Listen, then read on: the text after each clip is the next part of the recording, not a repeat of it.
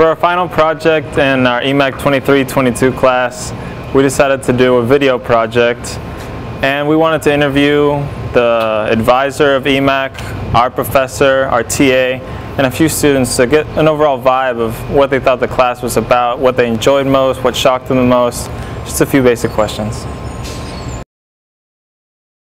Julie, if you could tell us what EMAC stands for and what the program's really all about. Yeah, sure. So EMAC stands for Emerging Media and Communication, and our program really looks at creating media and various types of content for the Web 2.0 environment. So social media, blogging, internet video, mobile video, writing for the web, and really making sure that our students are transmedia literate.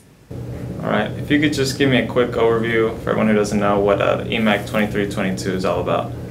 It's one of the introductory courses to the major, and EMAC 23-22 is sort of designed to be an introduction to the concepts of like media theory and basically how having the internet changes our culture. So everything from how searching for information changes when you have the internet, to issues of copyright, to issues of how do you read and have attention on the internet, to social networking, to privacy. So the sort of range of issues and cultural impacts that the internet has, and sort of introduce students to that broad range of issues.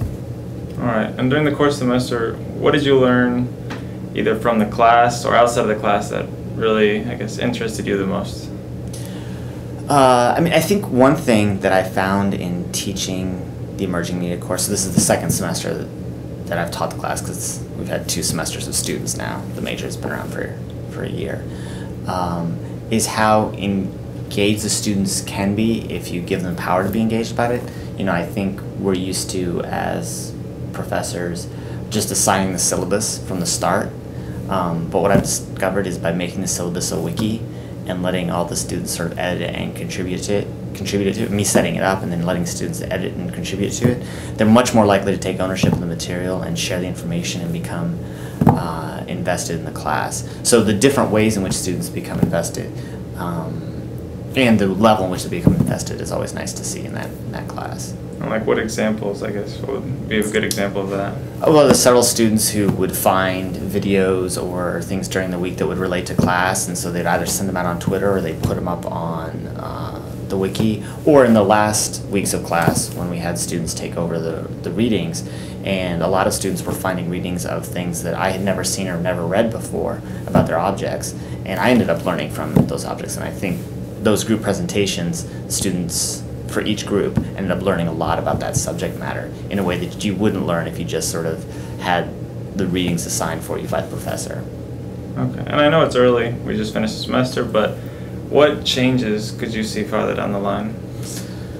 I think one of the things that I sort of discovered in the teaching of it this semester was how familiar the internet is to students now. When I first started teaching this subject matter, the internet was sort of new and crazy, and so everything that we would talk about in class students hadn't seen before. And now I think the students that come to the EMAC classes, you know, almost all of them are on Facebook, most of them have heard of Twitter, they've all used Google for most of their life, and so presenting some historical context for that might be better. I might add in some readings that are about the history of the internet that sort of show how it developed since the 60s or the 70s, you know, because we tend to think of it as new, and to give students a historical perspective about how new those objects are, to sort of make them unfamiliar in a way. And in between the 2 semesters, I taught in the fall and I taught in the spring, I made a couple of changes, and I think we'll continue, although I'm not teaching it next semester, I think continue to sort of change a little bit those things. So like, for example, the first time I did it, students taught for a week. So the group that was responsible for Google would do a week on Google. And this semester they went to just one day, and I think that one day worked better. They were still all bunched at the end of the class, and I think maybe in future semesters spreading those out, like after week 7, sort of integrating them one group at a time, rather than having the last 2.5 weeks be group presentations, might work a little better. and maybe providing a little more guidance on those presentations. Although I think that the presentations went really well this time. That was like one of the most pleasing parts of teaching the class, is how good all those the in-class presentations were. Because usually I think students hear in-class presentations and they get bored by the other students presenting and they don't want to do it themselves. But in this time it seemed like most groups were really invested in it and they were really good presentations. So. And how do you feel about the curriculum, like when it comes to Web 3.0? Like, how much will you be able to add? Add to the overall EMAC curriculum or that class? I guess that class. Really. Well, that class will always serve as an introduction, so I think that it will, one, need to sketch the historical issues of the internet, but also in the end talk about the contemporary and evolving issues of the internet. And I think that might be another way that the class changed a bit. You know, we didn't until the last ends of class start talking about geolocation and mobile, and I think there might need to be a little bit more of that in the class.